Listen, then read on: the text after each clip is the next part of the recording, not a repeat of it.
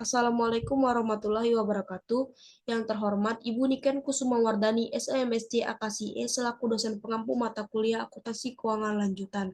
Di sini saya akan mempresentasikan materi utang antar perusahaan.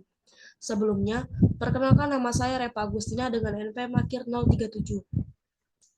Di sini saya akan menjelaskan terlebih dahulu pengertian dan ciri-ciri utang antar perusahaan. Transfer utang antar perusahaan adalah proses pemindahan kewajiban atau pinjaman dari satu entitas ke entitas lain yang masih berada dalam satu grup perusahaan, seperti antara anak usaha atau antara induk dan anak. Proses ini tidak melibatkan pihak luar seperti bank atau investor eksternal. Ciri-ciri utama. Pertama, transfer ini terjadi antar perusahaan yang masih satu grup. Kedua, tidak ada arus kas keluar dari grup secara keseluruhan. Ketiga, hanya mempengaruhi laporan keuangan masing-masing entitas, bukan laporan konsolidasian. Dan terakhir, tujuan utama transfer ini adalah untuk memenuhi kebutuhan pendanaan internal perusahaan. Contoh sederhana, misalnya PT A meminjamkan dana kepada PT B, keduanya berada dalam naungan grup PT Induk. Dalam hal ini, dana tidak keluar dari grup, hanya berpindah antar anggota grup. Lalu, tujuan dan manfaat utang antar perusahaan.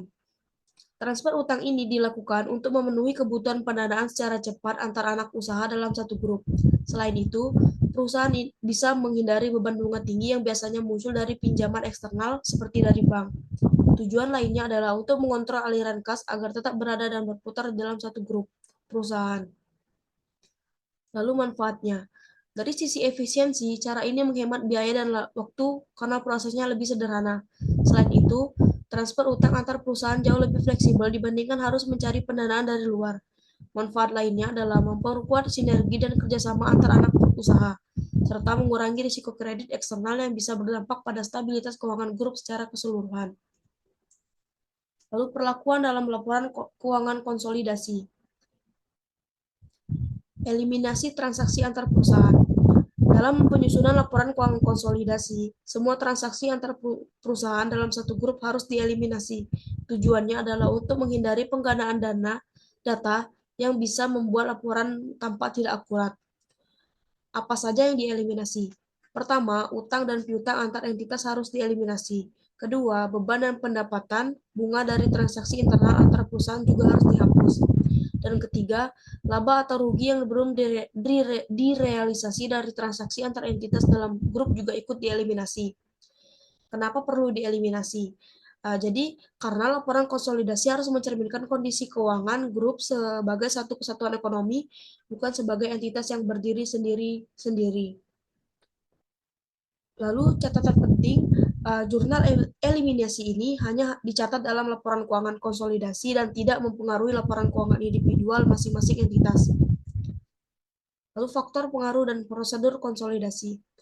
Faktor yang mempengaruhi pengakuan transfer utang. Ada beberapa faktor yang mempengaruhi bagaimana utang antar perusahaan diakui dalam laporan keuangan. Pertama, tingkat bunga yang disepakati antar entitas sangat menentukan perlakuan akuntansinya. Kedua, jika terdapat beberapa antara nilai wajar dan nilai nominal instrumen keuangan, uh, instrumen utang, hal ini juga harus diperhitungkan. Ketiga, kondisi atau stabilitas keuangan masing-masing entitas juga berpengaruh terhadap pengakuan dan kelayakan transaksi tersebut. Prosedur konsolidasi. Dalam proses konsolidasi, perusahaan dapat menggunakan metode ekuitas atau metode biaya, tergantung pada tingkat kepemilikan dan pengaruh yang dimiliki. Jika induk memiliki kepemilikan mayoritas, maka eliminasi transaksi antar perusahaan dilakukan secara penuh. Selain itu, jika terdapat diskonto atau premi pada utang tersebut, maka nilainya harus diamortisasi secara bertahap di periode-periode berikutnya. Lalu kesimpulan. Utang antar perusahaan adalah transaksi internal atas entitas dalam satu grup tanpa melibatkan pihak eksternal.